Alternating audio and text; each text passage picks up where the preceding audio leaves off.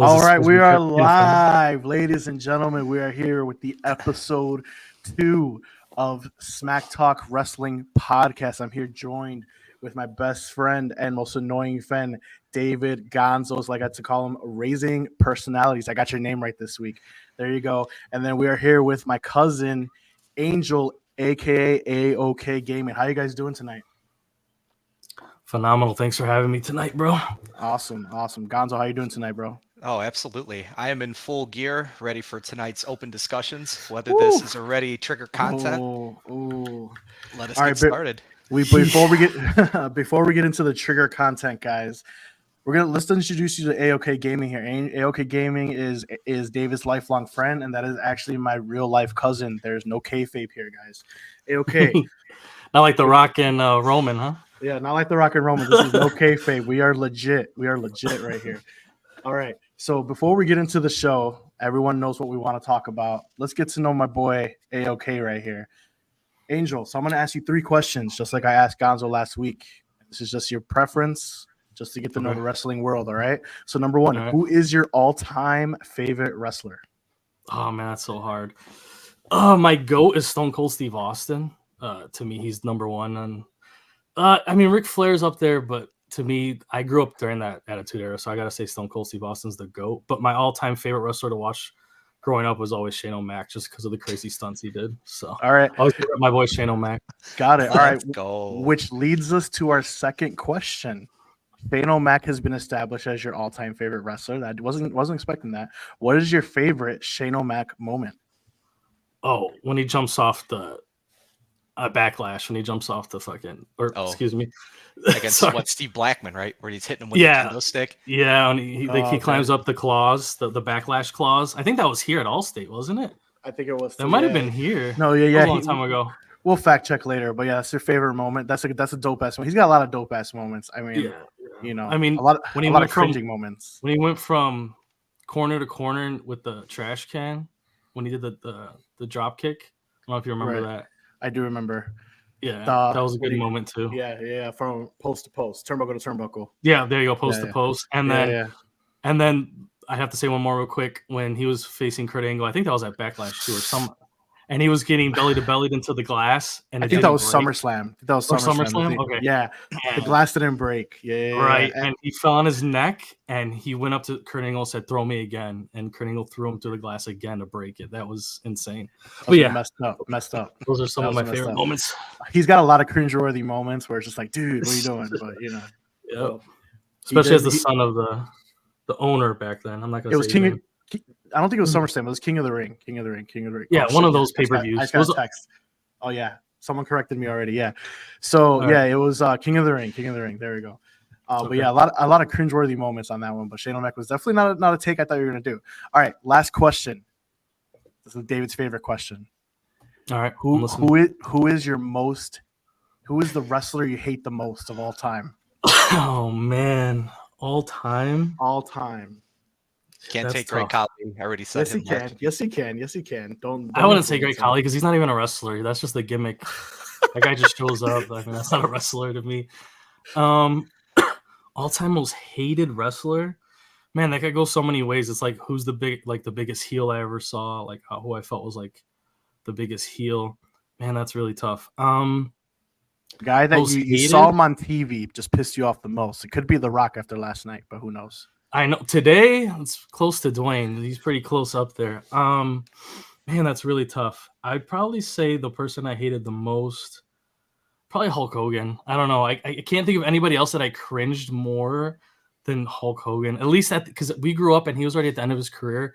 I mean, during NWO, he was, we all loved the NWO. But like looking back on it, once he like their whole group came over to WWE and WCW fell and everything like that. I don't know. Hulk Hogan was just, I don't know. I wasn't a big fan of Hulk. I just never was. I get his history and his presence. I'm not going to take away from his greatness, but to me, I'm a Ric Flair guy. Like I will always take like other people over Hulk Hogan. Maybe the Ultimate Warrior's up there too. It's probably those two probably together. So, but I really don't have like a most hated that I can think of, to be honest with you. Not really. It's the Great Khali. I'll take him over Hulk Hogan. Like I said, they don't count. They don't but count. they're both horrible to me. But all right, everybody. I hope you guys enjoyed that. You got to know my cousin, not my little cousin, but my cousin just a little bit more. So here we go. Let's get into what we want to talk about here. Let's get into what's on Gonzo's shirt right now.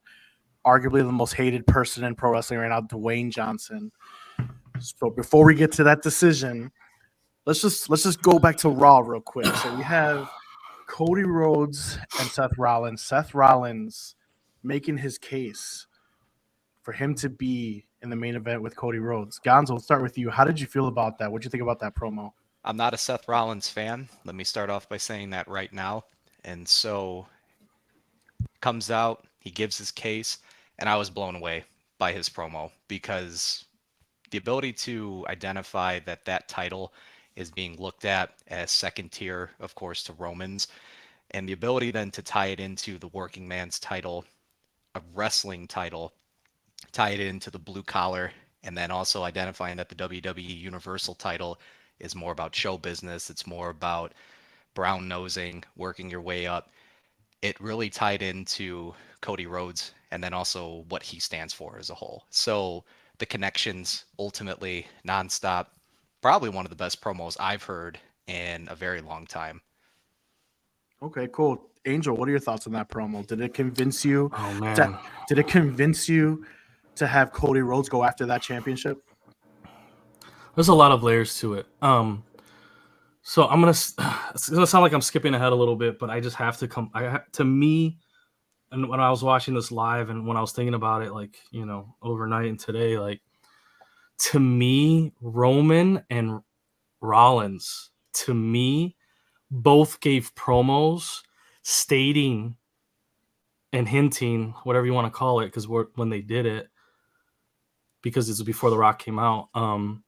To me, they gave the promos that I thought Cody should have been giving if we were to really believe that he was going to go for the World Heavyweight Championship instead of the WWE title. Because if you listen to what Rollins says, why would Rollins really care about Cody going for his title? Like, I get the hype. He doesn't have a match because Punk got hurt and this and that, but to me, I don't see the motivation for Seth to really be there, not begging, but like poking at Cody and telling him he should be going after this title because his dad had it, so on and so forth. Why wasn't it Cody saying these things? And when we get to the Roman part, why isn't Cody talking about these belts the way Roman and Rollins talked about it? So to me, I thought it was a great promo. I thought how he connected his, Dusty and everything like that. Those are great points, and he did it very well. But yeah, I just felt like it should have been Cody giving those promos the way they gave them. I wanted to jump in real quick just to add on that. I forgot. I had to go back and just fact check this, but Seth Rollins is 0-3 against Cody Rhodes. So Seth Rollins comes out, he gives his pitch, almost not begging, but to present his case as to let's go one more time because I need this actually more than Cody in ways. And that reminder actually really helped solidify it a little bit more to give more clarity and depth to that promo. So I can respect that. I can respect that too. You're right. He is 0-3, so don't need to fact check that. Seth Rollins literally jobbed out to Cody 3 times since he came back. So here's my thoughts on the promo. I thought it was a very good promo. I think it's one of the best promos I've ever heard Seth Rollins do. I'm not a big Seth Rollins fan either. I might be in the minority in saying that, but that's just what it is. So prior to what we found out last night, I felt as though that this promo, so when I'm watching this live on Monday night, I felt that Seth Rollins didn't give this promo to Cody. Seth Rollins gave this promo to the fans. So the fans can be like, okay, I accept that. He's making this not seem like as though this is the second tier championship. He tried to sell the fans like, no, I'm a legit guy. Roman Reigns is your part-timer. That's the crap championship. I got the A championship. And I think they knew this because we all saw what happened last night, which we'll get there. But that was Seth Rollins' way to sell to the fans, be like, hey, this is going to happen and it's going to be okay because he's going after the championship. One problem I have with that is that that's not the championship because that promo was full of lies. Let me tell you why. It is called the World Heavyweight Championship, but there's no lineage to anything of Cody Rhodes' family to that championship. That championship was created as second tier because you remember, what did Roman do? He fused them. He fused them, right? So all that lineage Follows him. follows it. Exactly. It's the same deal. Let's bring it into football terms. Why doesn't the Tennessee Titans carry the Houston Oilers and it still stays in Houston? Same deal, because that's not their team. I mean, they pick and choose when you talk to different sports. Because like the Hornets, I think the Charlotte Hornets take on the New Orleans Hornets. I think you can pick and choose kind of depending on what the company. But I don't know. Did WWE do that? I don't have history on that, so I don't know how they broke that down. They didn't. Roman has all those championships. All of that is fused into the Universal Championship. So while Cody Rhodes tried to sell you on the fact that it's the championship, it's not. You mean Seth? Yeah, Seth. I'm sorry. Well, Seth tried to sell you on that shit. Sell Cody and us and the fans. It's not. It's still the second tier championship, and that's another thing that I have a problem with because both champions are shitting. Sorry, Gonzo, on the other person's championships. They're trying to make the other one less relevant or less important. What you guys help me out here? What am I trying to say? Less, not top tier. They're trying to debunk the other championship, and that's not what's best for business, in my opinion, either. But no, for sure, what it is. But everyone knows. That's why everyone is so mad. Everyone knows that Seth Rollins' championship is the second tier championship. No matter how many ways you want to spin it, no matter what that promo was to sell us to make the excuse and make it okay for what The Rock, or I'm sorry, Dwayne Johnson did yesterday. So let's go into it. The decision. All right. Friday Night SmackDown. We're all watching. Cody's going to make the decision. Angel, let's start with you. Dwayne Johnson appears. How do you like it? Yeah, man. When Cody came out, everyone was hyped. I mean, it was pretty cool to watch. I mean, I've only been watching Cody's story of his recent history, AEW and so on and so forth, for the past few years or so. But obviously, I knew him as Stardust and all that stuff back then. When he was young and up and comer, when he was with Randy and all that. So to see him, finally get his flowers that everyone has been, you don't even need to be a Cody guy, right? Like, I'm not in love with Cody, but I've gained a lot of respect watching him these past few years and him going to AEW, coming back. He's always just been a great performer, just a great wrestler. So him coming out, he was calling out Reigns and everything like that. He pointed at him at Royal Rumble, won back-to-back Royal Rumbles. Sorry, I'm setting it all up. You guys know all this information, but just the way it broke down while he came out and he was talking to Roman. And then he says those words, he says those words, but not at WrestleMania. And I mean, Jesus, everyone's heart just fell out of their chest. I'm sure you guys felt very similar, whether you're a Roman guy, whether you're a Rollins guy, whether you're a Cody guy, a WWE fan. When you hear those words from him, I don't know, man, it was tough. And I kind of felt like it was going somewhere else, but I didn't know where. And then when he said the next set of words, which was, I've had counsel and it's a person that knows you really well, I instantly knew it was Mr. Johnson. And I love how I couldn't believe it. I couldn't believe it was him at first. I was like, there's no way, right? Like, it's really this guy again? CM Punk flashed into my head, like all this history of this. And then the music hit, and yeah, I have to say, I was kind of devastated. And, it was very quick. It was very fast. He comes out, Cody shakes his hand, and Cody's a freaking professional, man. Like, he's not going to be that guy that's not going to, do what's best for business, I guess, and be that professional guy. He's always done it, but it was really sad to see. That's all I could really say. My heart dropped and I felt really sad. That's all I felt. So my boy Anthony right here, if you look at the screen, he thinks something bigger is brewing, and he's keeping the faith. Yeah, I mean, if you want me to get more into it, I mean, I was just talking about the moment.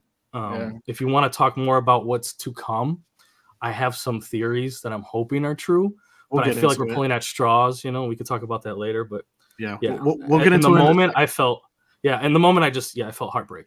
That's all I'll say. Heartbreak. All right, Mister, I'm wearing Dwayne's shirt. How do you feel about it? You like that? I thought it was appropriate for tonight's ultimate discussion.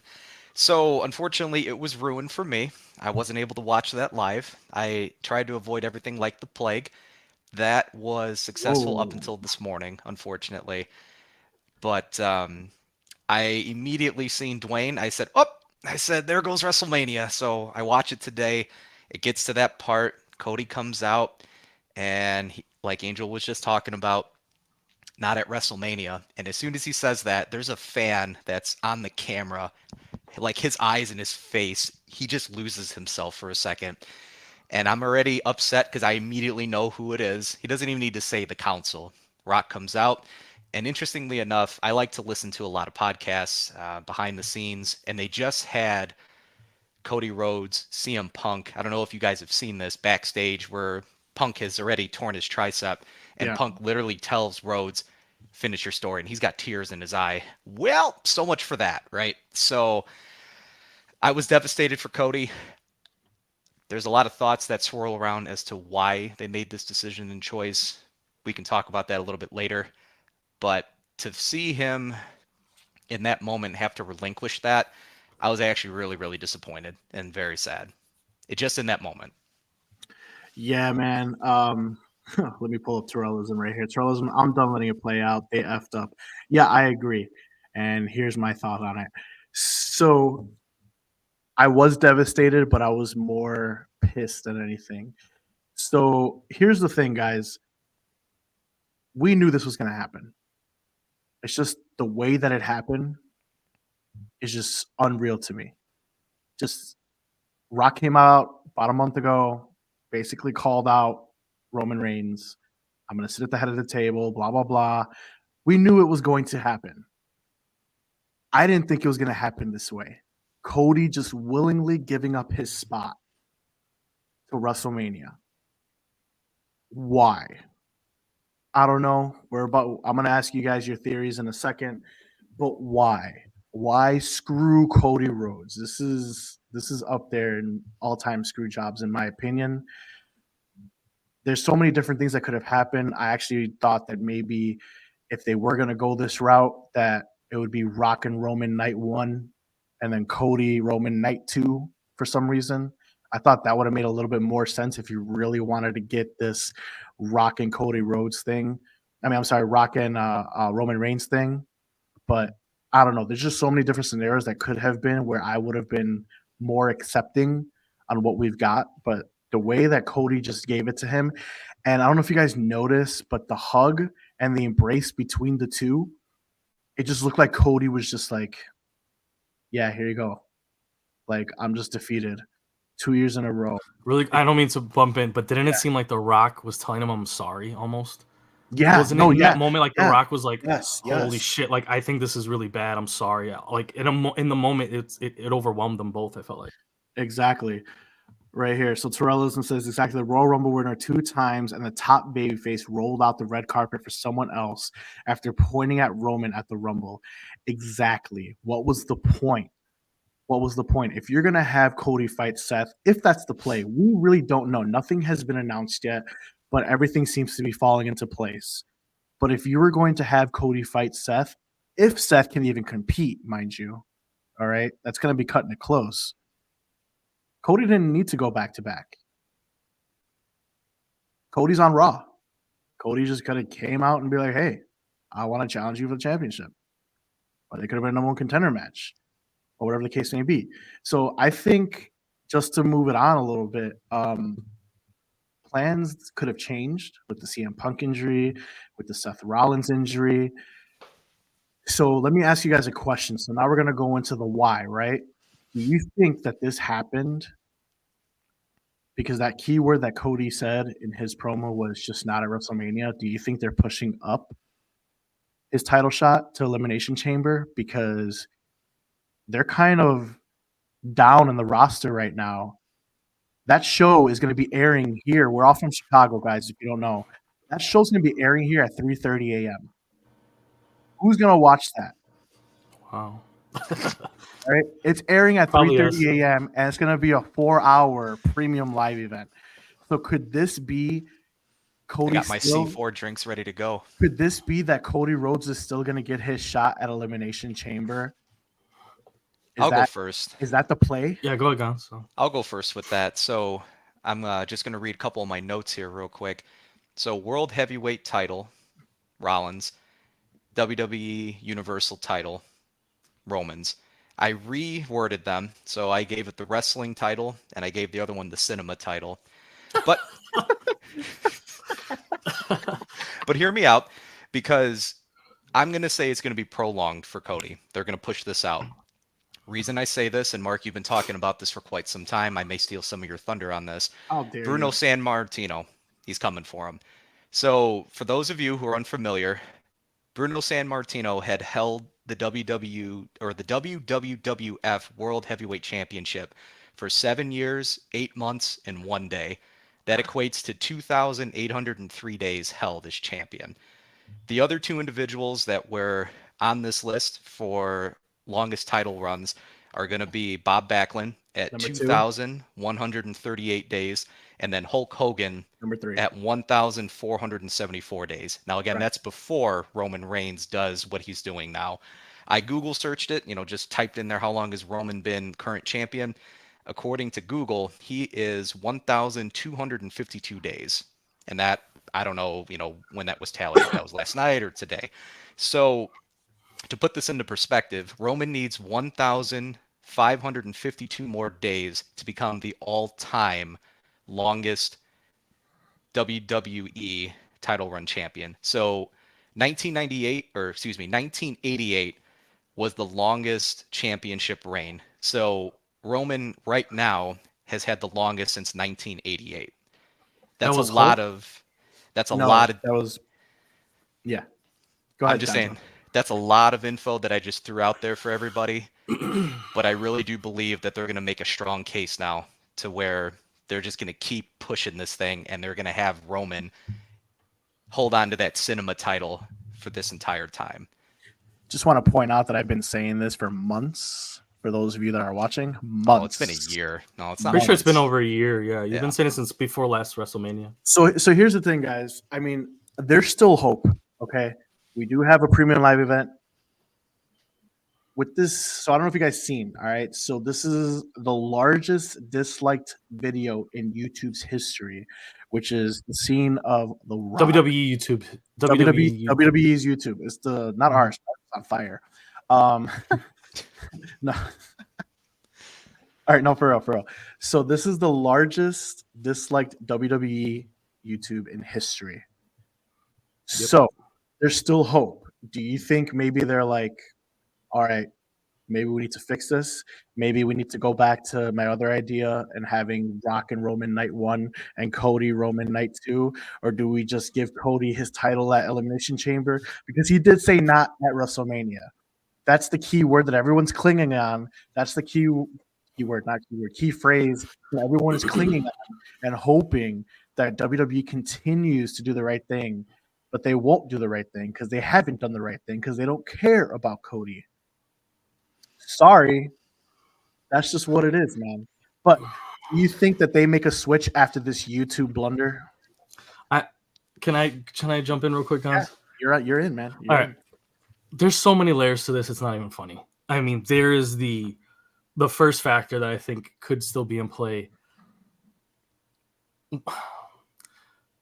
Vince is gone, but Triple H still could be quote unquote punishing Cody for doing what he did when he left, smashing the throne, doing all that. Like, there could still be a hint of animosity there that, like, oh yeah, that is not really, they act like they're best friends and everything's hunky-dory, but the same thing could be happening to Punk right now. Like, we don't know.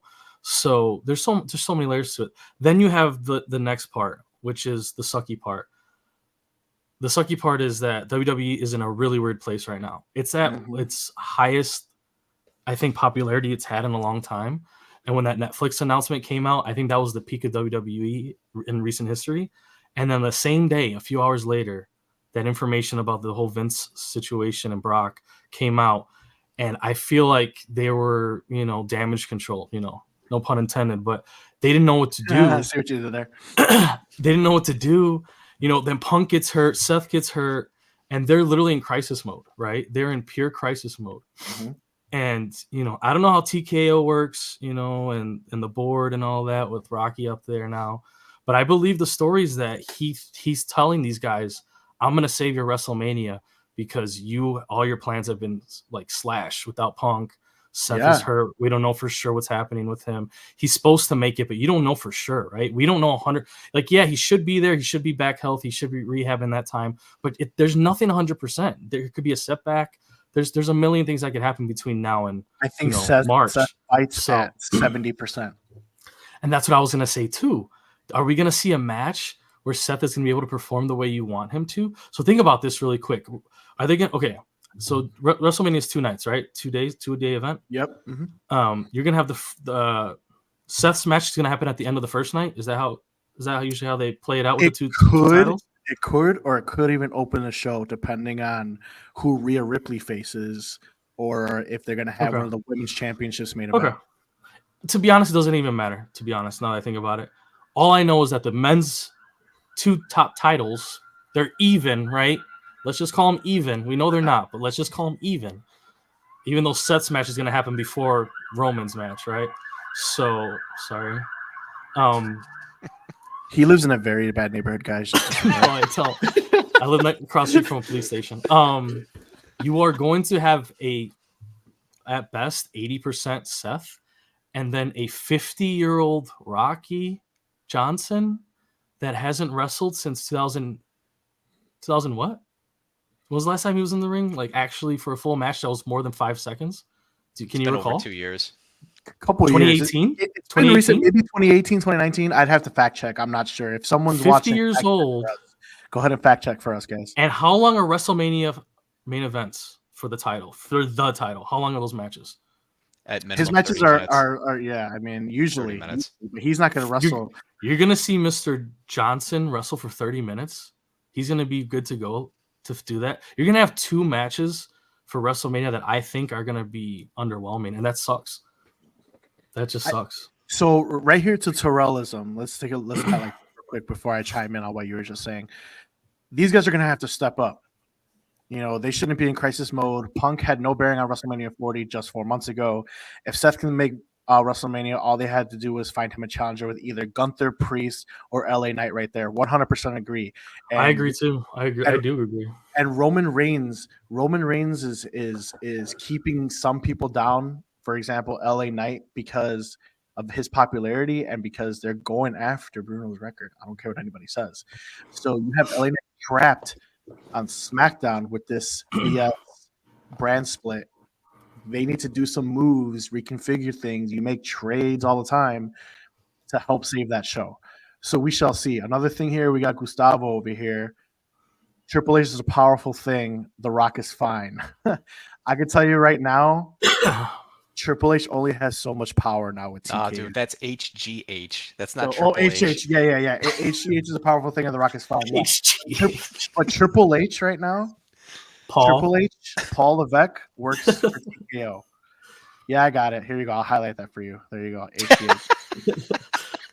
Paul Levesque right now just works for TKO. The Rock, Dwayne Board Member Johnson is pulling this, and that's what it's going to be. But the only thing that we could hope for is maybe these other plans, maybe Cody Rhodes fights an Elimination Chamber. And if that happens, let's just say that's the plan before we move on. We spent a lot of time on Dwayne Johnson here. If that's the plan, is that good enough for Cody Rhodes? Is that good enough for you guys? It's good enough for the reality that we are all talking about this. We are in support. We are confused. We are excited. We are nervous. We are all these things right now. So my personality is all over the place because I like it. I don't. We're going to get the corporate Rock, the corporate champion. It's going to be a 30-year comeback tour. Why not? He's legitimately on the board now. So who's to say that we're not going to see the corporate ministry come resurrecting as well? Real quick, I have to say, how bad did Cody get crapped on at AEW for booking himself and things? And this guy's literally on the board booking himself for the biggest match in history of WWE or the recent history. Like, it But blows my mind. but that's why I say, you know what? At the end of the day, because these marks just don't give a crap, dude. It's WWE or nothing for the guys that don't like just wrestling. It's just WWE or nothing. Go on, Gonzo. Crazy. all I Sorry. was gonna say is that from a story perspective, I don't know still where they're going. I know most of people are in an uproar, but at the same time, you have wrestling and then you also have the cinema behind it, right? Take me on this story, take me on this journey, ups, downs, all around. I still have faith in the storytelling because right now, like I said, Angel said it, you've said it, it's a complete U-turn. And look what it's doing. It's creating opportunities to divert attention from the torn tricep. It's diverting attention, of course, from the complications that have just created a whirlwind with Vince McMahon, Brock Lesnar, James Laurinaitis. And what better way potentially to divert so much? There's so many layers, just like Angel was saying, that this is good. And then this is also a complication in various ways, too. So I'm strapped in. I'm ready to go. I'm ready in Rocky gear, if you couldn't tell. So I'm a conflicted fan. All right, last quick question. How you guys gonna feel when you guys wake up and you miss the title match? I told you, I got my C4 ready to go. Oh my God. I'm not All right, going You to really sleep. okay? Can I answer you asked that question earlier about do you think Cody is gonna wait? Did you say Cody and he's gonna Cody get a shot at at Elimination Chamber? Chamber, yeah. Hell no, that's not gonna happen. Not at all. All right. I mean, you could that's wishful thinking all you want because everybody just wants Cody to at least have a shot. Exactly. But that's wishful thinking. He's no chance. There's no way you're gonna. Thursday we're gonna find out. This whole little. They think they're UFC for real now, having these press conferences or whatever. But I mean, you really think they're gonna push this whole Seth has the real belt? That's the pretender belt over there because he shows up once a month or whatever. And I wrestle every week. That's why you're hurt. But you know what I mean? Like, I don't see them pushing. Oh, I'm gonna fight Seth. I'm gonna fight Seth, and all of a sudden I'm gonna fight Roman. A couple months before though, real quick, like on the side. Like, no, that's what I'm saying. That would make it even worse. That'd be terrible, to be honest. That'd be awful. That's what I'm saying. But you need a main event. But let's move on. Let me highlight a couple questions. I want to appreciate you guys real quick for being very active. We like that. We like the engagement. Keep it coming. So Mike Rivera here, according to Google, he had a 6-second match at WrestleMania 32 in 2016. This is Dwayne Johnson, and That was against Eric Rowan, I think. I think so too. And his last title fight for The Rock was 2013. That was CM Punk. No, he beat CM Punk. He already had it by that point. He lost it to Cena, I believe, in 2013. Cena, yeah. What it was. I'm gonna be honest. That was in the era of me not watching consistently, so I really don't remember. But yeah, and last thing I want to highlight right here is Gustavo. I saw Bruno in person. Roman is no San Martino. Yeah, guess what? I understand that, but as I've been saying for a year now, WWE is doing a title reset. These kids don't know who the hell Bruno San Martino is. Sorry. Okay, real quick, can I jump in this real quick? Gonzo, Yeah. how long did you say San Martino had the title? San Martino had the title for 2,803 days. And that equals to how many years? 7 years, 8 months, and 1 day. So, Mark, you think Good luck, Roman? guys. What are we at with Roman? 2 years? 3 years? According to Three the and a Google half? search, 3.5? according to the Google search, it said that he has it for 1,252 days. We're halfway there. Oh, Wow. we're halfway there. Yeah. All right. That's And gonna be fun. he lost to Cena in 2013. There you go. Go. That was right. All right. Okay. Wow. Moving on. CM Punk. This is going to be pretty quick. Is injured again. This guy has had very bad luck this past year, guys. He's got a torn tricep.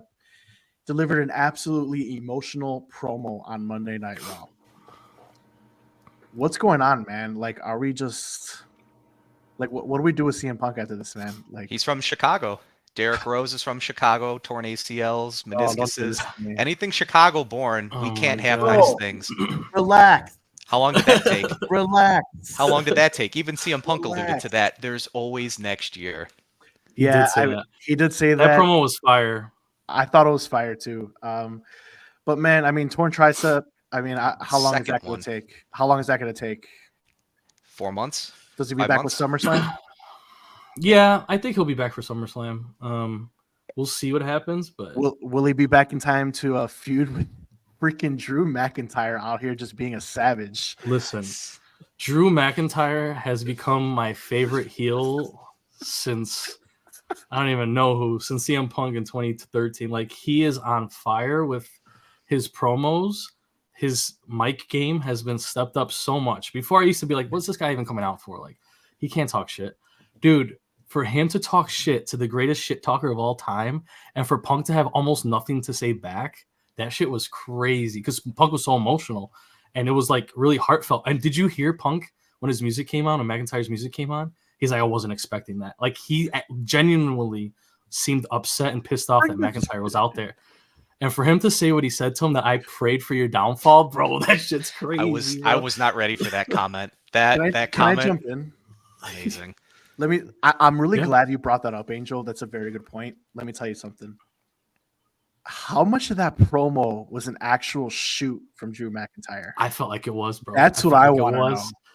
This Punk guy seemed genuinely upset. I'm telling you. Yeah. It seems as though, and I was talking to Gonzo about this a couple weeks ago. His promos lately seem very personal, and that's why I love them, and that's why they're gold, and that's why people like you are like, "Holy crap!" Like, give me this. Why? Because he's speaking heart. Genuine. He's like, "I've been here. I was the champion during the pandemic. I was busting my balls, and you just waltz in here, and all of a sudden, you're gonna potentially win the Royal Rumble, and you're gonna go out to Seth Rollins, and you're getting more TV time." Nah, man. I think Drew McIntyre is fed up, and he's feeding you real promos, and they're giving him an open mic, and that's why his promos are elevated right now. Go ahead, Gonzo. Well, that's why he said it. I prayed for this. Yeah. I'm not a man of faith, but I prayed for this. Yeah. Dude, I have to say something really quick, and this might go back to Roman a little bit. WWE at this point, if you are not Cody, if you are not Punk, if you are not Seth, if you are not Roman, and if you're not Gunther, where do you feel like you are on the roster as far as like the main card option? That's McIntyre. You feel like I'm last in line by a million. I mean, Damien's probably in front of him at this point, right? Like, where are you in line? Like, he has to feel like if Cody's getting screwed over and he can't even get the belt, when the hell am I going to get the belt? I'm never going to get it. I'm going to wrestle here for 20 years and never touch that thing, you know? Because Cody can't even get a fair shot. 100%, dude. Because guess what? Angel and I were at Survivor Series when CM Punk came back. And literally the day after he came back, because he had that little, you know, how pissed off Seth Rollins was. The day after he came back, it was automatically a lock. Oh, Seth Rollins and CM Punk for the championship at WrestleMania. And Drew's like, oh. Exactly. And now you got Rocky doing it. Oh my God, I'm even farther. I'm nowhere to be seen now. It's like, bro, this guy comes back. He got fired from AEW. He was suspended from AEW, and then waltzes in here because I'm from Chicago and be like, "Yep, all right, Seth, I'll see you at WrestleMania. Book it." I'd be doing shoot promos too, but like, you know what? Yeah, that's why you tore your tricep, MFer. Like, but again, that's a part of wrestling, though. The business in itself. 100%. Where can you make your mark? Is it going to cross the lines? Is it not? The roster stacked. We alluded to this in last week's episode when I made mention where no surprises in the Rumble, at least for the men's, because of how loaded that they have this talent roster. And I mean, you're going to have to pick and choose when you're going to just go off. And I think Drew has done that quite a few times. And you know what? I love it. The fact that I literally can follow this guy on social media and he's doing tricep extensions. Oh my God. Oh my God. The injured tricep. Come on now. Listening to Meek Mill talking about I used to pray for times like this. Dude, that shit is crazy. And bro. then he says on fire. Then he says, I'm gonna tear up some triceps. Thank you. Thank you. So I want to leave it at that with Drew McIntyre and Punk because I can't wait when Punk at some point comes back because this is gonna be great. So I love it. As far as transitioning, that goes to show you. I know you want to transition. That goes to show you, real quick, the effect CM Punk has on others. I didn't give a shit about Drew McIntyre a month ago. Same. And now I'm like, dude, I need CM Punk back. Like, we saw him at SummerSlam on your. Yeah. He was at SummerSlam at your bachelor party. I could not care less that he was there. I couldn't. And now I'm like, dude, I need more of him. I need more. I need more of it. I was like, dude, CM Punk, hurry up. Like, I need this. SummerSlam, book it. Tricep match. Like, whatever the fuck. Can you imagine? All right. So we did a lot already in this episode, guys. Pushed us along. We're gonna take a little break from the seriousness, and we like to play a little game here. It's called Push Berry Fire. Angel's a newcomer to this, and this is how we're gonna do. We got 3 people this time, and because we ran long on the first 2 segments of this show, we're just gonna do 1 each. All right. I'm gonna give a Push Berry Fire to Gonzo. Gonzo's gonna give us his choices, and then Gonzo's gonna give Angel a Push Berry Fire, and then we'll finish with me. Angel will give me a Push Berry Fire, and then we'll move on from this segment. How does that sound, guys? All right. Okay. Sound good. All right. So Push Berry Fire, Angel. What this means is you're gonna push one to be the face of your company. You're gonna bury one so no one else can sign them, and you're gonna fire one, and they're gonna go to A or WCW or ECW, whatever area you're gonna do yours in. That's how it's gonna work. All right. Sound good? Yeah. Sure. All right. Here we go. Gonzo. I am going to give you the Mawahi family. We're gonna push Dwayne Johnson. Oh, God. So you're gonna Johnson? push Berry Fire. You're gonna push Dwayne Johnson, The Rock, Roman Reigns, push Berry Fire, The Rock, Roman Reigns, or Yokozuna. I feel like you just threw that in there just randomly. I get someone big enough. Solo's not big enough yet.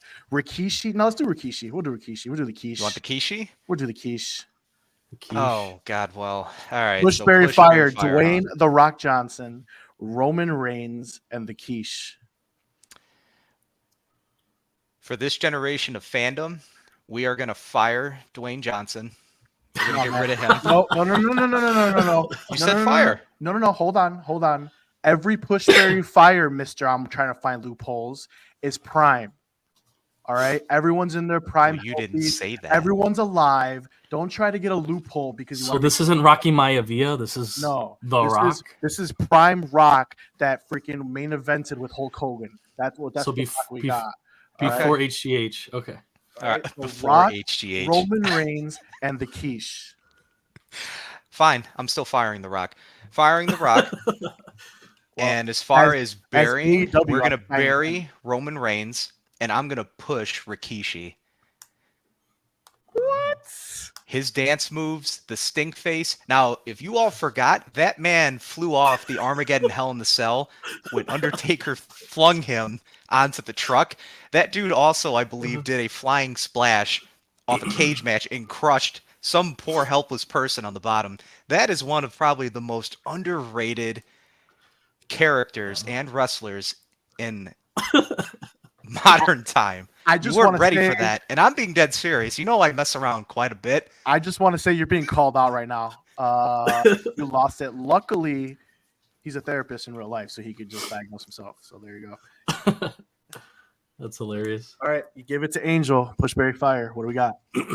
All right, so this is what I'll give Angel. All right, Push Berry Fire. We're going to do Mick Foley, the many faces of Foley, Daniel Bryan, Dusty Rhodes. Oh, wow. All Okay. faces. All faces. Okay. All can talk. All have the ability with the charisma to change. Underdog stories. It's all there. Wow. What are you doing? This is extremely difficult. I love Mick Foley. I love Dusty Rhodes. And I think Daniel Bryan's one of the greatest in-ring wrestlers of all time and had one of the biggest heights of just pop. Like when he was the top, he was extremely over. That's tough. I probably will fire. Damn. That's a good I one. love Mick Foley, dude. Like he's one of my top favorite wrestlers to watch, like of all time. Oh man, this is tough. I'm probably going to fire Daniel Bryan, even though I don't want to. He just didn't have enough longevity. His time as the top guy just wasn't there. And rather that be them screwing him over and getting booted to the face when he had the title and getting pinned in, what was it, 13 seconds? Something like Sheamus. that. To Sheamus, yeah. It was less. Yeah, that wasn't fun for him. And he's a great wrestler, but I'm probably firing Daniel. I'm probably burying. Oh man, this is tough. Just imagine man. this was meant for Mark. So unfortunately, you get strung with this instead. Just Yeah, know your I uncle's watching. Don't piss him off. Dude, I'm gonna have to bury Dusty, dude. That sounds crazy. no! Oh That sounds insane, but I'm gonna have to bury Dusty and push Mick because Mick will take. Oh man, Dusty was the top guy, but oh man, Mick Foley could do it any night, anywhere, any company, face, heel, any tag team. He just could do anything. I'm out of here. I'm sorry, Dusty. As great as Dusty was, he just wasn't as versatile as Fuck Mick. that elbow. Mick is, to me, Mick is the most underrated wrestler of all time. Number one most underrated wrestler of all time. If you would have picked somebody else, I probably would have picked Dusty. But Mick is one of my top guys. I can't. You just got canceled by the elders. I mean, it's. I had no choice, dude. I grew up with Mick. Come on, like Dusty. I love Dusty, and I love his promos. I've seen a lot of highlights of Dusty, but Mick is just that guy, man. There's so much Mick did, and I think I would have picked the exact same that you did. oh, well, I appreciate the backup, bro. Thank you. I would have picked the exact same. It wasn't easy though. I gotta say, Dusty's definitely right there. At the elder Right there, emoji. but yeah, The geriatric one. Beautiful. yeah. Foley sacrifices himself like no other. Goose said, "Yeah, exactly. That's what I'm saying. Like the stunts he pulled, Yeah, right here. the on the mic work, the promos." The Rocco Sacco connection was one of the craziest combos ever. Getting thrown off the top of the hell, getting thrown off the Hell in the Cell by the Undertaker's that might be the most iconic moment in WWE history. To be honest with you, over almost anything else. If you think of WWE all-time moments, the Hell in that's the like Cell top match? 3. Hell yeah, dude. That's like a top 3 moment of all time. And he did that. His tooth went through his mouth. I'm not even gonna continue. It's Mick. Sorry, I love you, Dusty, but it's Mick. Stay tuned for Rest in our peace. for our Mick Foley episode airing next week, Angel Edition. All right, moving on. Angel, go ahead. We'll give you some time. Push, bury, fire. Oh man, this is gonna be tough. Let me think. Bear with him, guys. He was a I don't know if edition, so I don't know what you guys have done previously. it's okay. Just go ahead. But I will say this then. Let's go Evolution. One of my favorite faction. We're going faction. My favorite faction of all time, Evolution, because I Okay. think the talent is just unbelievable. We're gonna go Batista, Randy, and the Game. Oh, I thought we were doing faction wars. Okay. No. Batista, Randy in the Game. Push, bury, Yeah. fire. Oh, that is tough. That is tough. Oh, Actually, you guys haven't done this one yet? Okay, I wasn't sure if you guys had done this one before. that's a little tough one, but I could tell you right now who I'm burying. I mean, not burying, who I'm firing because I don't care, and that's Dave. Batista. I Yeah, know he's gonna say Batista. Dave. Yeah. Yeah. He's the Rocky of that group. Because why Gonzo? Because he's invisible. Because I hate big men. Evolution forever. Woo. All right, so I push, bury, fire. Triple H, Randy Orton, and Batista. So Batista, I'm gonna fire. That's right off the bat. That's a little easy at least. So WCW or ECW or AW, you can sign him. I don't care. Randy. Look at and put Ric Flair in there. Randy. It would have been too easy. Yeah, that's why I took him out. Yeah. Randy or Triple H. Randy or Triple H. I'm gonna be in the minority here, man. Say He's it. burying Triple H. No, man. I'm burying Randy Orton because Oh, I think Triple H is top 5 all time. I don't care what anybody says. We can that's debate a that tough another one, time man. then. That's a tough one. I man. love Triple H, dude. I love him. The game, dude. Everything. I could think of so many iconic moments for him, and obviously I can think of so many iconic moments for all those guys. Even but Dave Batista, no one cares. He could go Iron through his way out of there. I mean, part of DX, part of Evolution, Part of DX, part Solo. of Evolution, solo career. 2 of the greatest factions of all time. Like Evolution is that faction. DX is that faction. The reason for Stone Cold Steve Austin. Like seriously. So Triple H, I would have to push. Was he hurt for that? No, he did No. the kayfabe break, and so that's Oh, why he that's got right. That's buried. right. Yeah, That's right. yeah. So I'm gonna push Triple H to the moon. He can carry my company. I'm gonna bury Randy Orton so he's not used against me, and then I'm gonna fire Dave Batista. So Impact, go ahead, have at it. You could sign Dave Batista. That's Impact. what we're gonna. All right, guys. Nice. like I said, we spent a lot of time. Otherwise, we would do a lot more. But that was very good, very fun round. Hope you guys enjoyed it.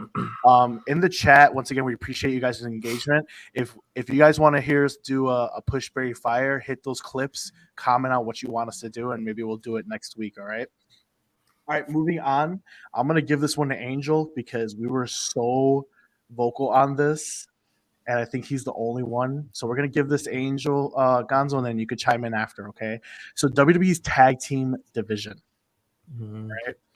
So last night we saw part 1 of the Fatal 4-Way tournament. So we have another tournament on Monday Night Raw. Excuse me. We have another tournament on Monday Night Raw. Last night we had a tag team Fatal 4-Way where we saw Pete Dunne and Tyler Bate, the Big Strong Boy, win and advance to the finals for the number 1 contendership for the Universal Tag Team or whatever, Undisputed Universal Tag Team, whatever it is, championships, whatever the hell they're called, for the Elimination Chamber. That's where they'll be defended. Angel, what are your thoughts on that Fatal 4-Way and the tag team division as a whole? All right, so that's 2 thoughts on the match and the tag team division as a whole. And I can't wait to hear this because everyone thinks I attack them. I attack them. What does that mean? Man, one, I have to say this Fatal 4-Way tag team, like, is this a common match you guys have seen before? Yeah, in any company. They do tag team turmoils. It's a thing. They do it in AEW, they do it in TNA. Okay. I don't have a problem with the tag match. Okay, That's not what I have an issue with. But go on. No, I was just curious. It was an interesting match to watch. Seems a little chaotic, but maybe it's because I can't tell who's who half the time.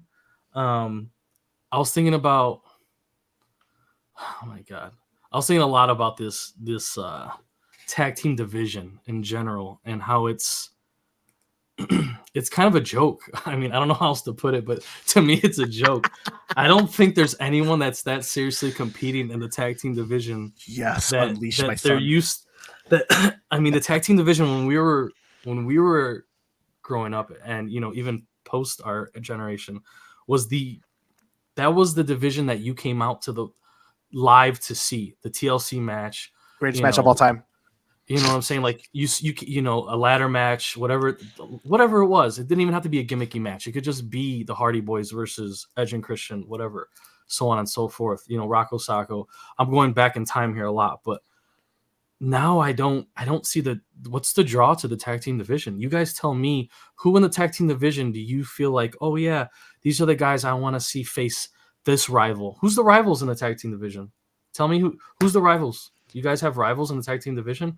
I mean, jumping in real quick, I'm dated when I say this now.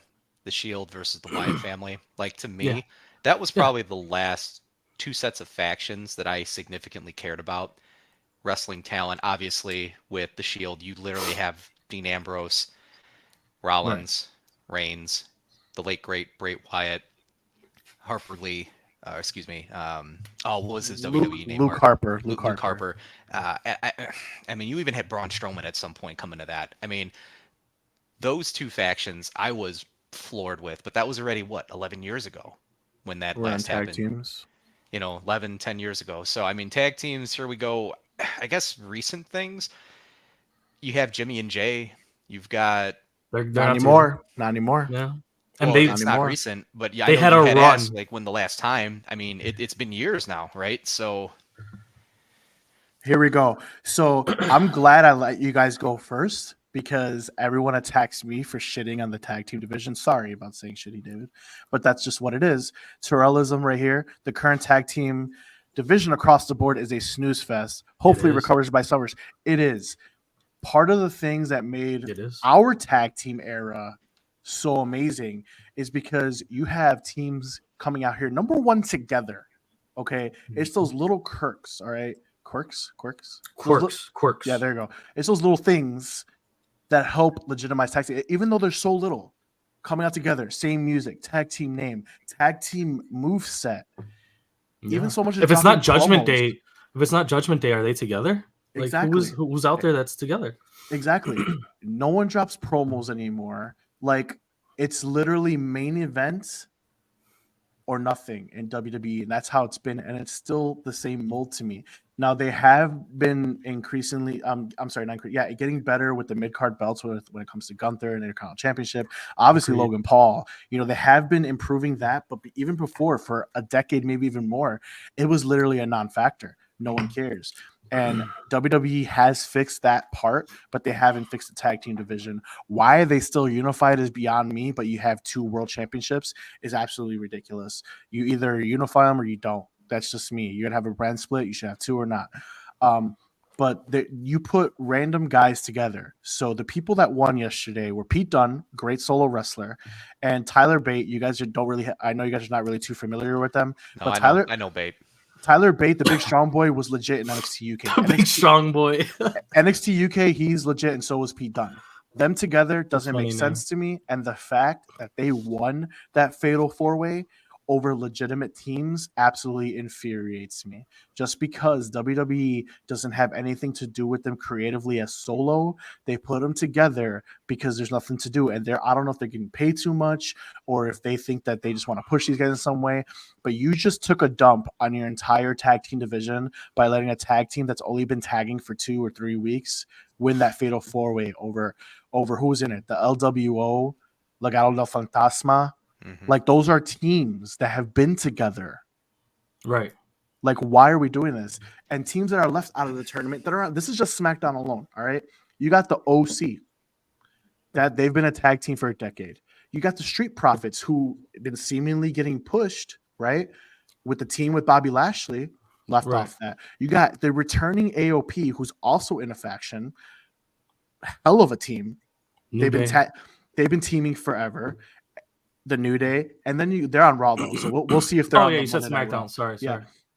And then another thing, A-Town Down Under. That's Austin Theory and Grayson Waller, who have been teaming for 2 months now, and also your young stars. And you don't even have them even considered in this match, but you have a team that has been teaming for 2 weeks, and all of a sudden they're about to be number 1 contenders if they win next week. What are you doing to your tag team division? You just don't care. It's just like, oh, okay, you're together because I don't have anything creatively for you as single stars, but we love you as single stars. We're going to put you together so I can keep you on TV. Your tag team division is not going to grow because you're not going to let it grow because you're burying them. Push, bury, fire. They're burying the tag team division. That's what they're doing. I'll say a random comment. If you think about it, Drew McIntyre is starting to get red hot. Gunther's starting to get hot. Well, he's been hot for quite some time, right? You're having a lot of overseas wrestlers that are getting a little bit more notoriety. I don't know, because again, Mark, you know a little bit more than I do. All of a sudden, these names, these personalities, they're starting to get more and more on the rise. I know one of the big problems when it was more so Vince running the ship for the longest time, if you didn't, again, speak a certain way, if you didn't have a certain look, if you were overseas, you'd be eliminated at the knees, and your pushes would be very limited.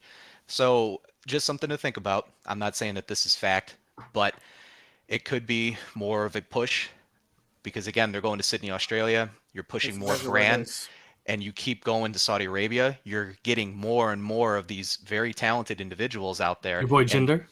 That's the only reason Jinder was champion was the Saudi Arabia, right? The Saudi Arabia partnership, right? And again, just think about that because Nick Khan continues to push these premium live events. I had to think about that. My eyes were rolling to the back of my head. I almost said pay-per-view. And I don't think that that's an accident, though. Yes, it's random 2 dudes put together. Mitchell. And so ultimately, the Wolf Dogs in NXT, possibly. We'll get there in a second. And that's just something, again, just to think about. Oh, 100%. And I can tell you right now, I don't even know who's in the Monday Night Raw Fatal 4-Way match, but I guarantee you the winner is irrelevant because they're going to win. It's literally going to be the big strong boy and Pete Dunne because they're going to Australia. That's just what's going to be. But we'll leave it at that. Moving on, Damage Control. Just like WWE. Damage Control have finally turned on Bayley. We saw it coming, Gonzo.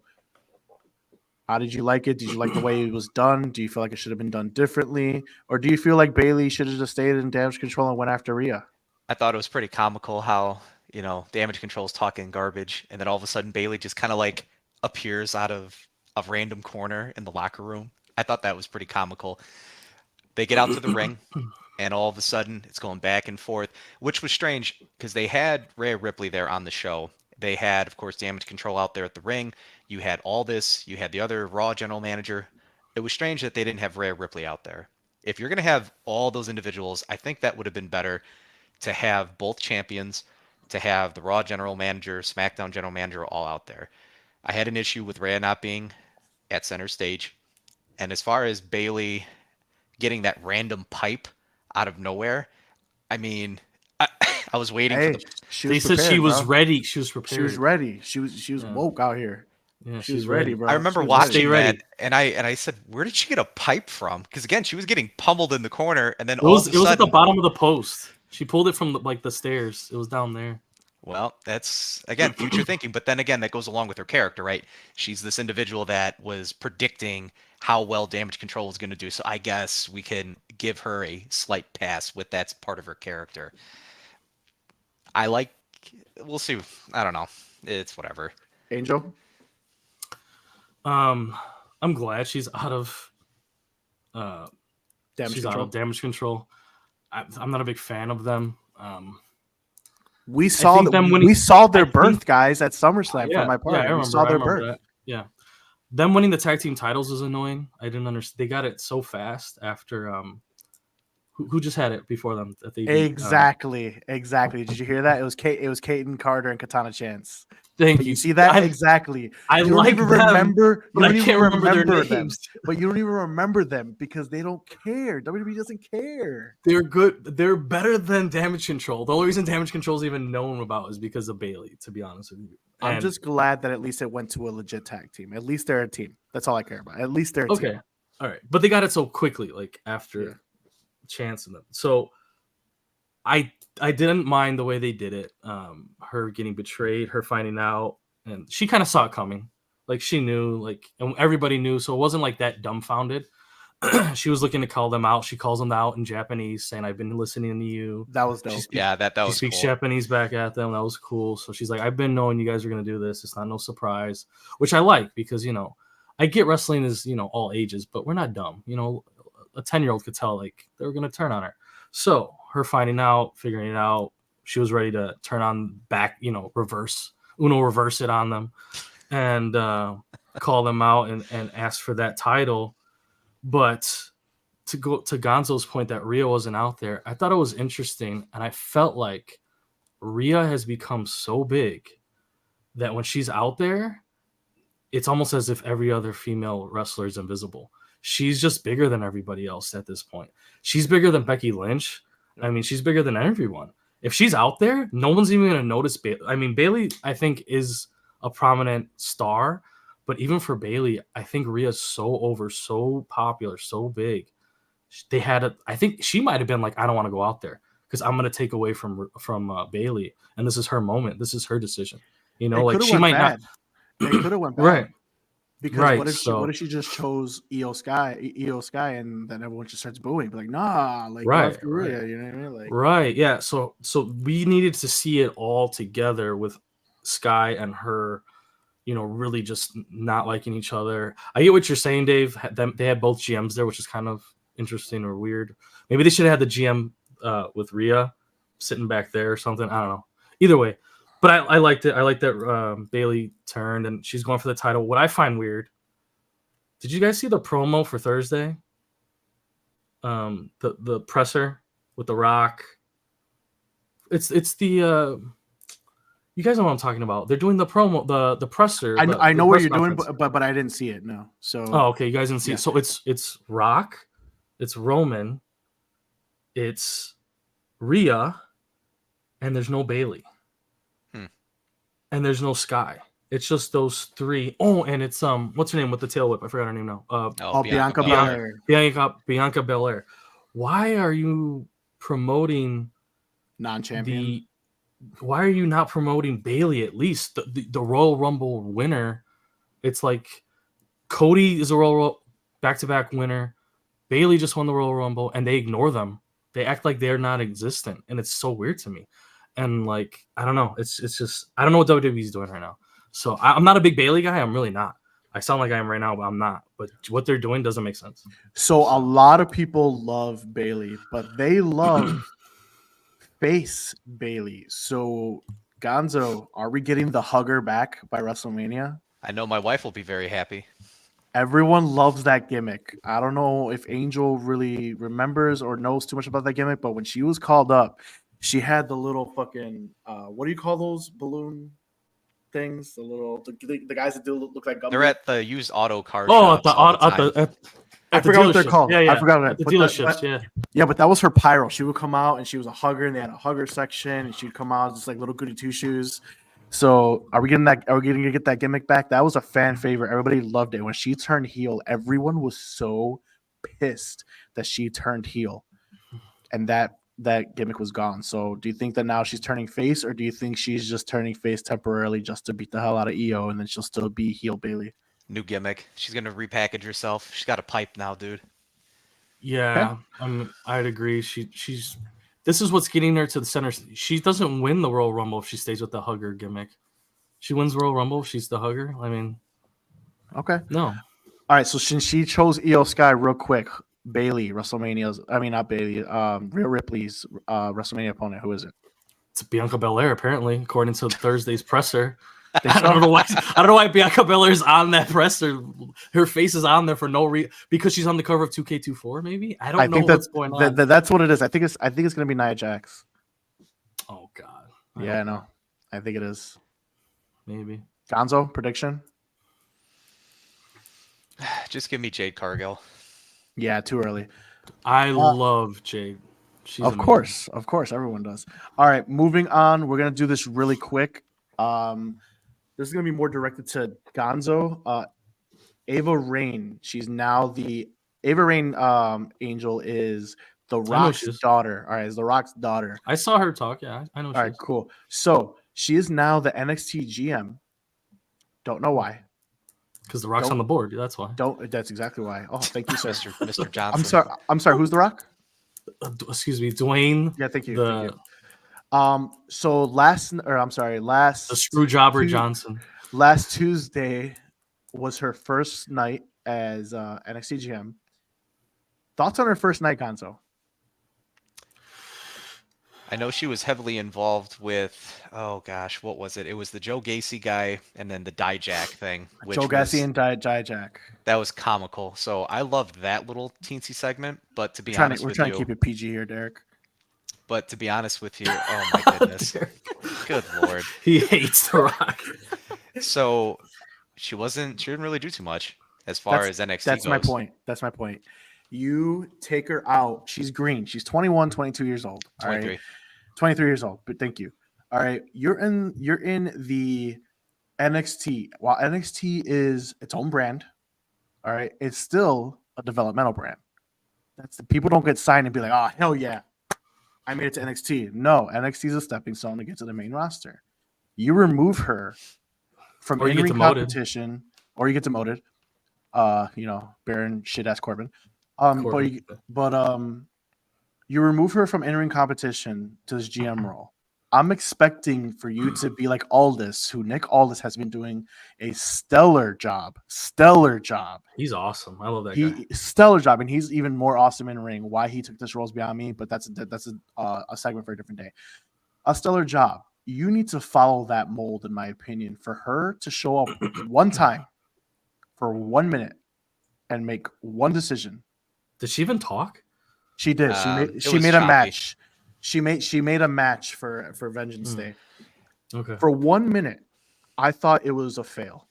I don't think she should be in this role. I understand the move behind it. Maybe you're trying to give her better on the mic. Maybe she's doing these little segments. Whatever. They could be a million reasons. Once again, she's only 23 years old. They could figure it out. But at this point in time, it's a fail.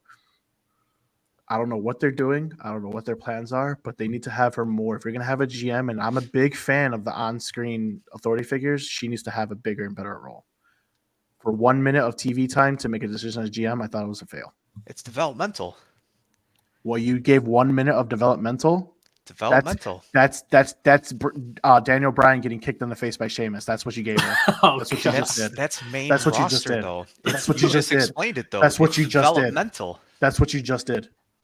I don't agree with that. You So, kicked wait, her in your the face. GM has to be a developmental person. Like, she has to get developmental as well as she's. If you're creating- a GM, you don't have to do anything on the fly. Everything's backstage. You could pre-record those segments, which they are. 9 times out of 10, they are not live segments. 9 times out of 10, especially in NXT when you're back there. They could have filmed that 20 times to make it perfect, and you give her 1 minute to do something. No, It's developmental, but they still have.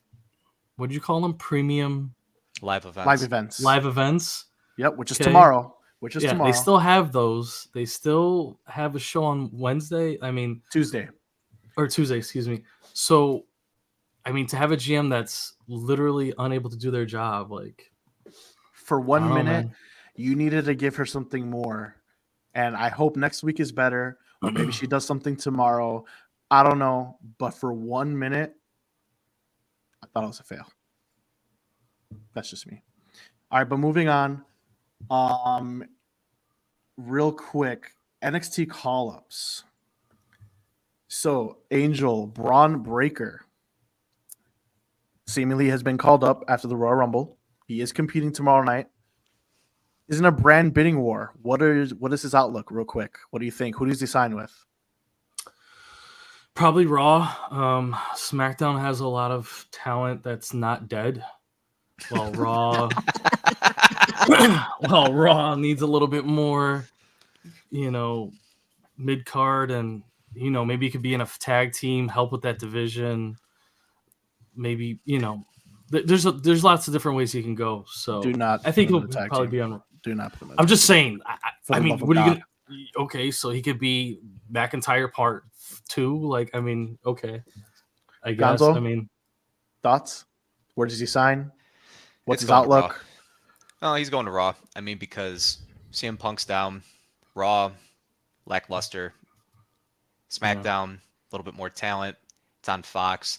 It's the premium if you're comparing, right? The USA versus the Fox. Fox just has more to do with production, and Fox has more of a say as to what talent they want there. But given the amount of story and feuds that are ongoing with SmackDown right now, I believe Raw he'll flourish pretty nicely. and Raw's 3 hours. There's more spots for him to jump into. He is 100% signing with Raw. He's 100% taking Brock Lesnar's spot, and he will face Gunther at WrestleMania and beat Gunther at his first WrestleMania to become the Intercontinental Champion. Braun Breaker. Braun Breaker is the next big thing for WWE. They want him to be the next big thing. I think his time in NXT is done, obviously. He's done everything that he possibly could. He's been a face. He's been a heel. He's been in a tag team with fucking Baron Corbin. It is time for him to be the guy. That's why we are not going on a random mixed tag team. If you give him a tag team, I'm not. No, I was just giving options. I'm not saying I know. But that's my prediction. I think they're going to push this guy to the moon immediately. Mitchell, forget the Wolf Dogs. They're going to be dead and buried after tomorrow. All right. I'm sorry, but thanks for your engagement and thank you for watching. But they will be buried tomorrow. He is going to sign with Raw on this Monday, and he is going after Gunther 100%. That is my prediction. Makes sense because Gunther's pretty much done. Yeah, feuding. Tiffany Stratton signs with SmackDown. Do you like her? Hate her? She's the Barbie. What do you guys think? They already censored her because on NXT she was showing a little bit more of. Oh her, my god! I'm just saying because already on SmackDown. This is your outlook. It's I was going to talk about her wrestling, but Gonzo wants to go straight to this. It is because again, we're talking about attire, right? A person's attire is very much about their personality, and you already see it on national television.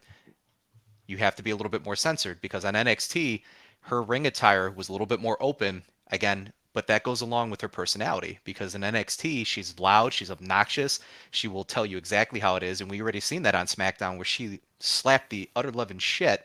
I loved it. That was my favorite segment. David swore. I did because I'm all hyped up now. So with that being said, like her personality, she's very, very, very, very, very, very strong with her mic skills, her in-ring ability. Angel, I know maybe you haven't seen too much of her just yet. I'm actually very excited to see her on the main roster. I think she was the NXT Women's Wrestler of the Year, if memory serves me correctly, right, Mark? So this talent in particular, I could see WWE pushing her relatively fast as well. Oh, of course they will. I agree. She's awesome. I love her. I love her character. She looked fantastic. Oh yeah, right here. Here you go. She looked fantastic in the ring last night. I hated that they put her with Mia Yim. It's not Mia Yim anymore. It's Michin, whatever the hell Yeah, that who means. the hell is Michin? I was gonna That's ask you her- guys that. That's her. Like That's her. Pokemon. That's her call up name. It sounds like a Pokemon. But yeah, I thought she looked very good. Yo, she said Hexnaw yesterday. I was gonna die. I thought of Alex when she said that. Yeah.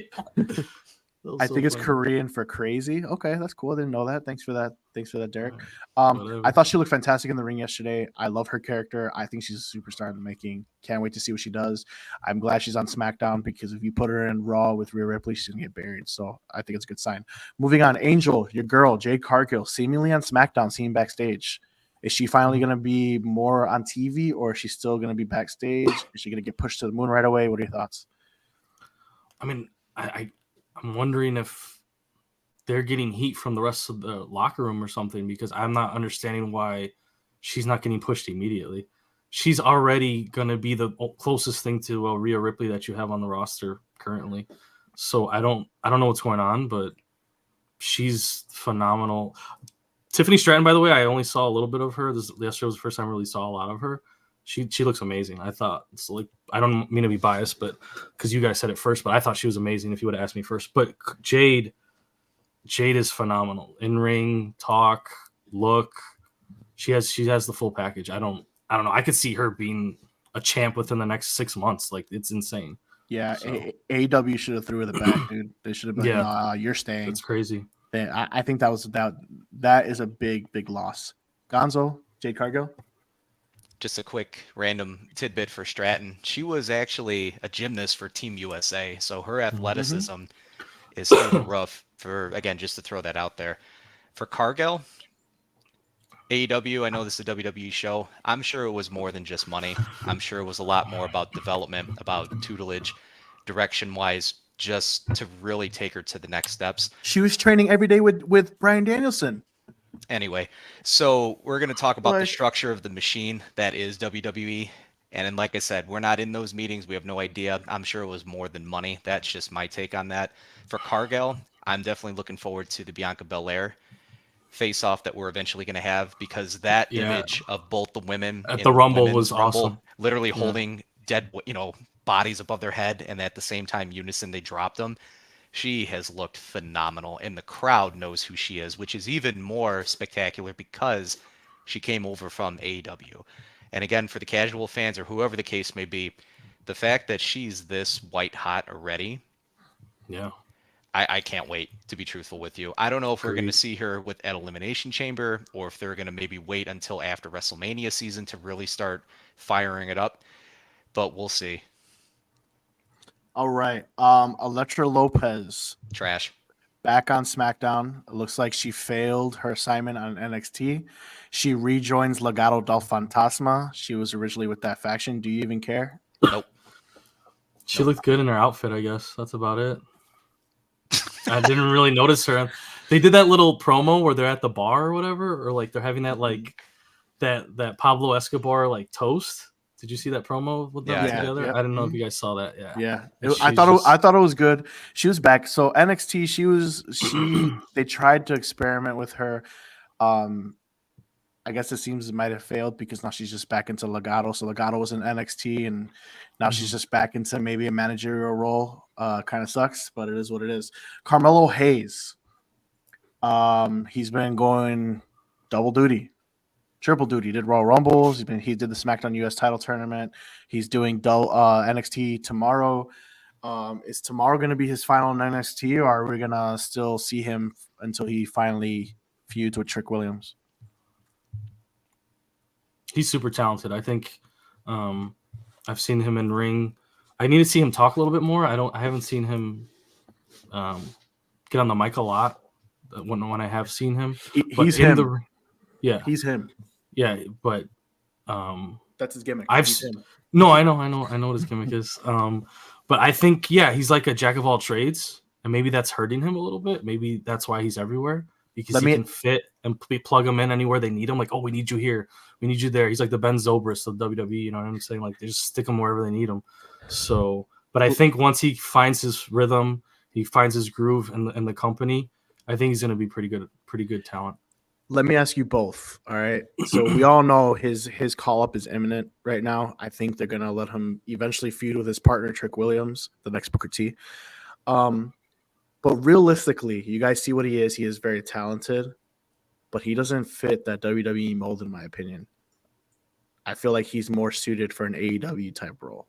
What is his main roster outlook? That's what I'm saying. He needs to find his groove, his niche, you know?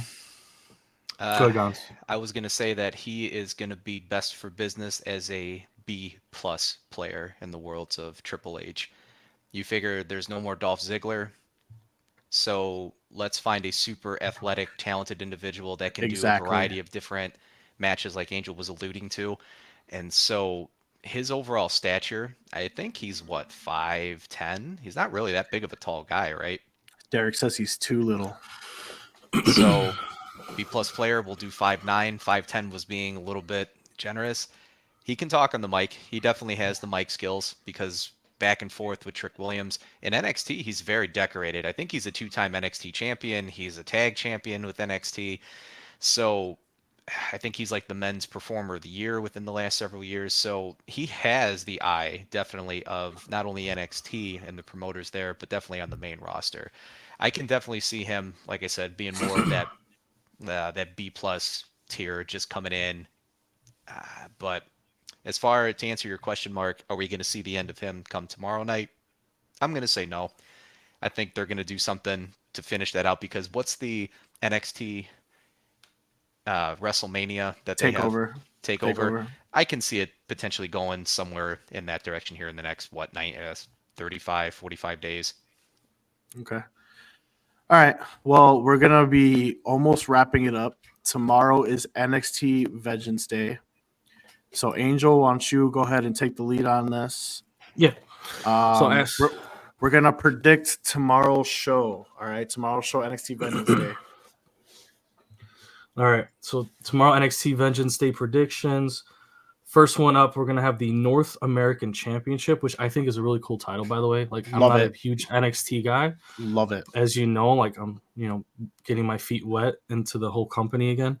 But I think the North American Championship is really cool. We have Dragon Lee versus Obafemi. Got Oba in a squash. Squash. He will retain in a squash. Angel? I guess I'm going to take Oba. I know Dragon Lee better than I know Oba, but yeah. Oba reminds me of M'Baku from Marvel. Yeah. That's what he reminds me of. M'Baku. Well, okay. All right. Respect. All right. Well, there's your North American outlook. Now we got the Dusty Cup final with Mark's boy Baron Corbin. Shitty. Braun Breaker. Carmelo Hayes, who we just talked about, and Trick Williams together. Who's going to win that? I think Braun Breaker's done after tomorrow, so I think in a crazy circumstance, Carmelo Hayes and Trick Williams win the Dusty Cup final. I'm going to go the opposite. It's going to be the Mud Dogs that are going to come out on top. Wolf Dogs. See, Mitchell's got it. I say the Mud Dogs, Wolf Dogs, whatever dogs that they're going to be, 2 dogs, 3 dogs, 5 dogs. And the reason for this is that you have Trick Williams. You also have Whoop That Trick going at it. You're already seeing that trick. Terrence Howard. No royalties whatsoever. Respect. I say that Corbin and his wonderful tag partner are going to go over. There's going to be some type of complication to where Trick and I'm blanking now. Trick Williams and Carmelo Hayes. Somehow, some way, it's going to be Carmelo's fault that they're going to lose that match, which is really going to start to ramp up more for Trick as he goes in for the main event. And we'll get to that in a second. I'll share more of my thoughts. Cool. All right, moving on. All Or right. Angel, who do you pick? Yeah. I'm a big fan of Carmelo Hayes. Its ability, Trick Williams and him, as Dave called them, the Mud Dogs. But No, he called Baron Corbin and Braun Breaker. Oh, did he? Yeah, because they're called the Wolf Dogs. They're called the Wolf Dogs. Oh, okay, my fault. Okay, my fault. I hate Baron Corbin, so no. Yeah, me too. Thank you. I hate that guy. They're the Wolf Dogs? Wow, I didn't even know that. Okay. I'm just gonna let you know right now, real quick, before we move on. I don't like to promote anyone getting fired, but the fact that Baron Corbin still has a job is beyond me. So happy Corbin? Yeah, fuck that guy. Sad Corbin, actually. Moving on. All right. 6-person tag match. We got Tony D'Angelo, Channing Stax Lorenzo, and Adriana Rizzo versus Bronco Nima, Lucian Price, and Jada Parker. What you guys got? I'm going with the family. Tony D'Angelo. His freaking character is amazing. Give this guy a damn faction, because this whole mob team that he has going on is gold. Absolutely gold. Gold. Solid gold. No, we're going with the family. I was actually taken back because I had not seen the family too much until I started watching again NXT here within the last 2 months, and I was blown away with just Tony D'Angelo and his athleticism and his strength. Dude, I was not expecting that whatsoever. Superstar. And he's about 6'2". He's a bigger dude. I looked him up last weekend before we were doing our first show. So no, I'm all hands for that faction for sure. Angel? Oh man. The family? Interesting. Family. The family. I guess I'm gonna go with the family. Mr. Stax Lorenzo. Okay. I have to check it out myself. Dude, the family, their mob gimmick. Gold. And you know how I love my factions. Yeah, I think I've seen that that promo about the mob family. I just haven't really recognized their names that much. Going to the next one, we got the NXT Women's Championship. Lyra Valkyria versus Roxanne Perez. I'm gonna go Lyra Valkyria wins dirty because of her little stalker that's been going around. I forget her name if you remember her name, but she has a little stalker. Little stalker? She has a little James stalker. Angle, right? It's the whole Mickey James at angle. They're reusing that thing. Oh, okay. So it's like, what's that movie? Paxley. Her name is Tatum Paxley. So Tatum Paxley will come and it's like a single white female shit.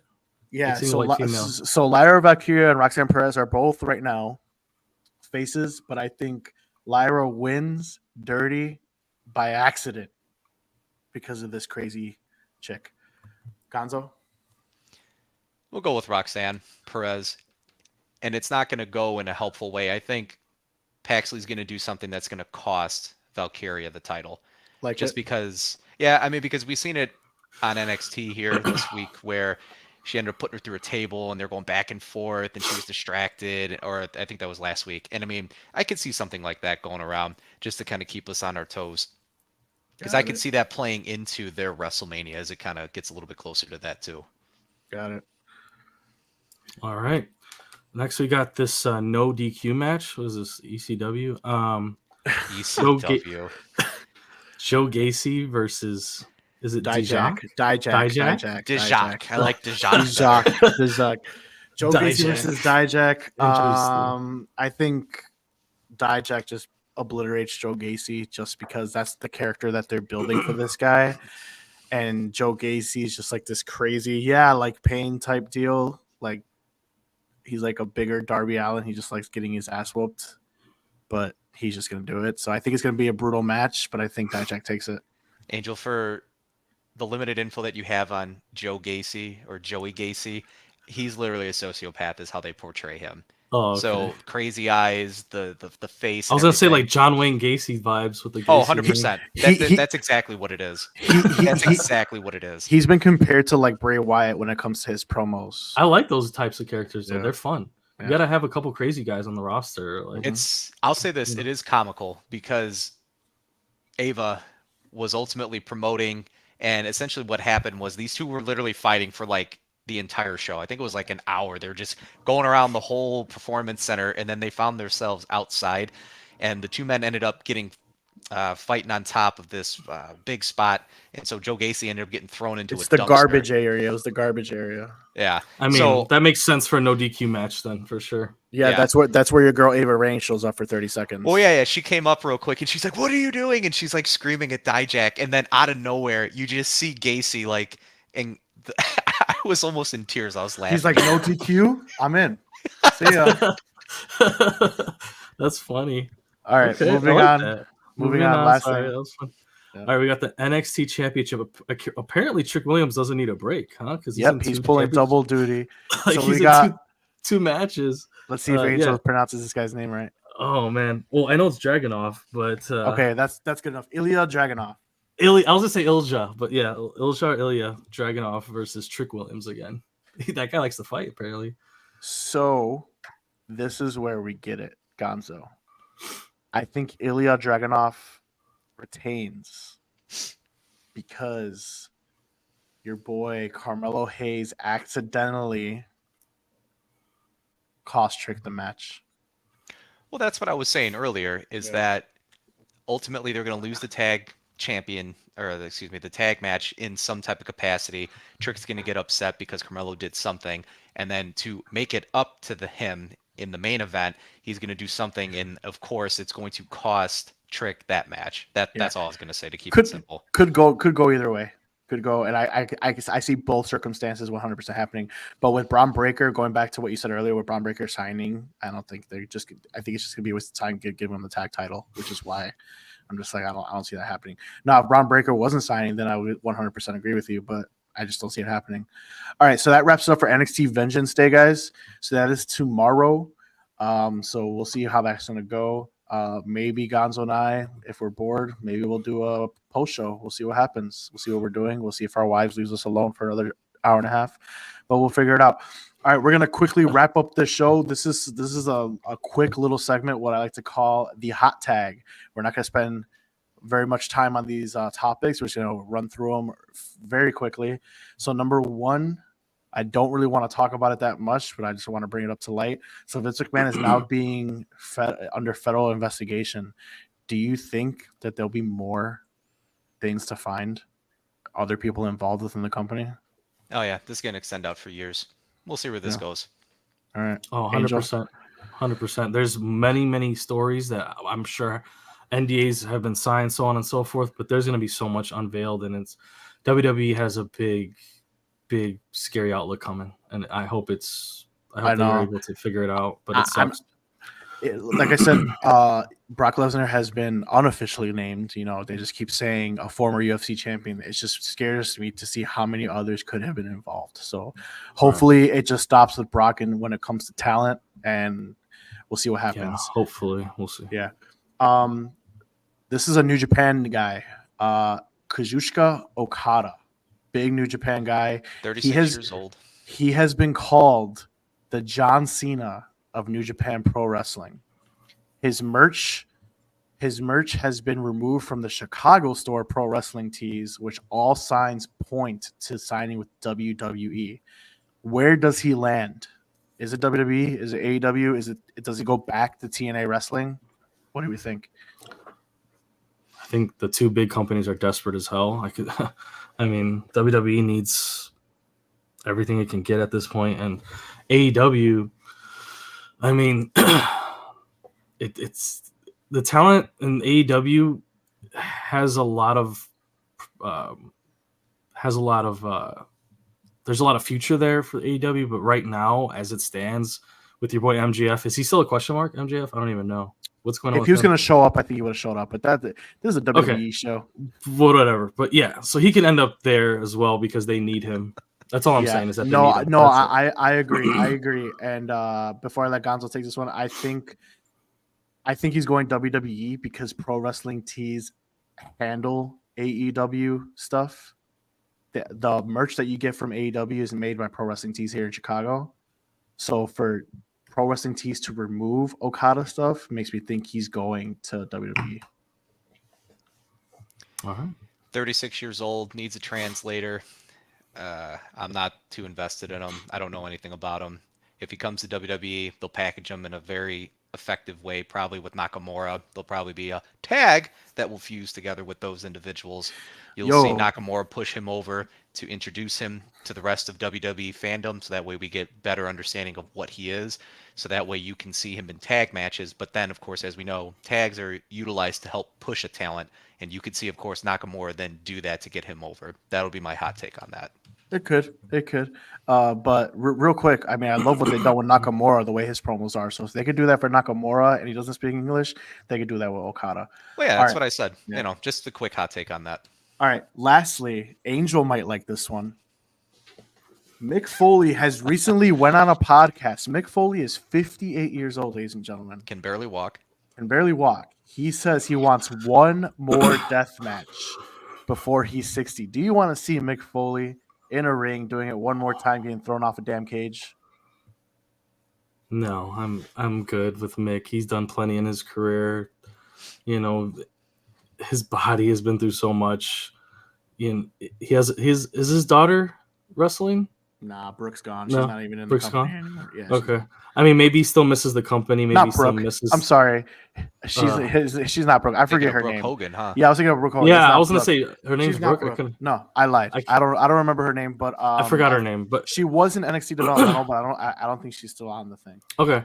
Yeah. I just think he probably just misses the lifestyle. You know, it's hard to get away from that stuff. I don't know what he's doing currently. I mean, he doesn't have a podcast or anything going. I don't know what's going on with Mick. Not that I currently listen for him. to, but he went on a Yeah, so podcast. Yeah, he was a guest on a yeah, podcast. I feel like he needs to do something more with wrestling, maybe coach or whatever he can do. But another match is not it. I mean, we love you, Mick, but no, man, you've done enough. Go retire and relax. Hypothetically, everyone's entitled to their final match, right? Okay. Sure. Let's say we give it to him, right? Okay. Yeah. Who books this match? TNA, where he was good? WWE, where he made his name? It's AEW. Or do we go to AEW and we give him the Mox? AEW literally does death matches every 2 seconds, so AEW. If they even need Derek, to sell out even an Derek arena. just said it. Even AEW Derek John just said Moxley. it. John Moxley. Oh, Moxley versus I mean, because Mox can match him, but I mean, is he really gonna be able to perform? Mox is gonna throw him to some glass tables and shit, and like, I don't know, dude. I don't know. Some the thumbtack trick again. Like, how many times are you gonna see this stuff? I mean, I guess sure, All have right. fun. Gonna look more like a what did he say?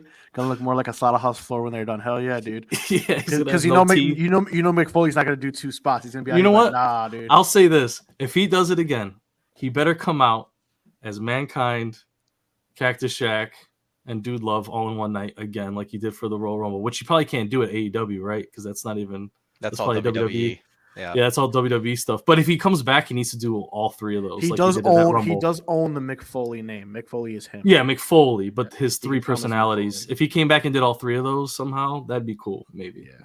Other than that, no, we don't need it. All right. Well, that concludes our hot tag segment. All right, guys, we want to thank you guys for watching tonight. We're gonna wrap this up. We want to thank Angel, our special guest. Hopefully, we'll see him next week. But we'll see what happens. Angel, why don't you tell everybody where you can find you and what kind of projects you got going on? What do you do? Explain people what is A-OK. Yeah, I enjoy streaming live on Twitch. You can find me there at _OK gaming. Play a lot of team games, so you'll see me playing sports games, shooters, any type of competitive games. You can also find me playing games like God of War, anything like that. Just enjoy playing and streaming live. I have, you can find me on TikTok as well. Post clips, memes. I enjoy lots of other things though. Wrestling is something that we all grew up with. As you can see, my cousin and my friend Dave here, we grew up together watching wrestling. So I have a lot of different hobbies, but mostly you're gonna find me gaming on any of my channels that you see there. Awesome. So that's _OK gaming, guys. If you want to watch him, if you want to hear him yelling on some 2K, we do that together as well. Gonzo, where can we find you and what do you got going on, my guy? So for me, I'm still building my social media platform. If you can see in my name here, it's raising_personalities. the future of where I'm going to be doing a lot of my stuff is going to be TikTok. It's going to be Instagram. I actually just created a Twitter, or the new X, Wow, he right, doesn't is even the name. he doesn't even follow his co-host. What the hell? So YouTube is going to be in there as well. And then as far as Twitch, so it's going to be all those platforms. And what I envision on doing is providing content that's really going to be talking more about what I do for a career. I think I talked a little bit about this before. I'm a licensed therapist where I've been helping people and families that struggle with behavioral health and then addiction treatment. So a lot of, again, content we'll be talking about, of course, hobbies, how that actually ties into just you being your overall self. And yeah, that'll be some things coming forward here. All right, awesome. All right, and you guys know where to find me. I'm bigger on TikTok, pro_wrestling_kingpin. But you can find me on all social media with the exception of Facebook at pro_wrestling_kingpin. Tomorrow we got the premium live event for NXT, so I'll be very heavy on X. I'll engage the conversation with me. Let me know, and maybe we might do a post show tomorrow. We guys keep you stay tuned. Also, this coming Thursday, I'll be guest starring on the Jelly Cards podcast. They are a sports card collector groups. Also, we are going to be diving in on the wrestling market as we head into WrestleMania. So you can go ahead and listen to that coming on Thursday, Jelly Cards. All right, go ahead and give them a follow on all social media as well, and Spotify and iTunes. All right. Once again, guys, we want to thank you guys for joining for episode 2 of the Smacktalk Wrestling Podcast, and we will see you soon. Oh, Mark. Yep. One thing. Go. Can I give a little nugget before we close out? Sure. Dave, do you know how Mark got his Pro Wrestling Kingpin name? Marvel supervillain, Wilson Yeah. Fisk. That's But what do I you know tell how- everybody. Do you That's know what why I it's? tell But everybody. do you know why it's attached to Mr. Marcos? I don't think I've Pro heard the wrestling. whole story. Maybe I've just Okay. heard his version of it, but not yours. Yeah, it's because I gave him the name. It's from me, actually. If you didn't know, so it comes from we haven't been on it recently, but there was. I mean, it comes from his whole history, which you know of. But there was this Marvel card game we had that we would play on an app. I'm still on it. Yeah, he's still on it. I haven't been on it recently, but he would be finessing people with trades, and he'd be forcing them. Old He'd habits be don't die forcing hard. them. Yeah, he'd be forcing them.